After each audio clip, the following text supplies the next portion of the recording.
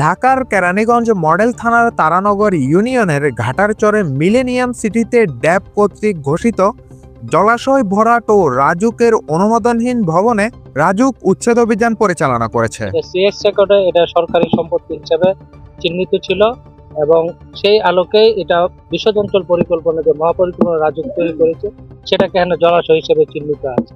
এই জলাশয়কে ভরাট করার কারণে বাংলাদেশ এনভায়রনমেন্টাল লয়ার্স অ্যাসোসিয়েশন এবং রাজধানী উন্নয়ন কর্তৃপক্ষ মামলা দায়ের করে সেখানে আদালতে সুস্পষ্ট মহামান্য হাইকোর্ট কর্তৃক নির্দেশনা আছে যে সেখানে জলাশয় ভরাট করে কোনো প্রকার স্থাপন এবং বালি ভরাট করা যাবে না। বৃহস্পতিবার দুপুরে কেরানীগঞ্জের ঘাটারচরে এই অভিযানে নেতৃত্ব দেন রাজুকের নির্বাহী ম্যাজিস্ট্রেট কামরুল ইসলাম।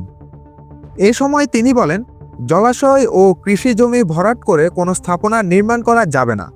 ড্যাব কর্তৃক ঘোষিত জলাশয়ের মাটি উত্তোলন করা হয় এবং রাজুকের অনুমোদনহীন ভবন নির্মাণ করায় 2টি ভবন ভেঙে দেওয়া হয়েছে।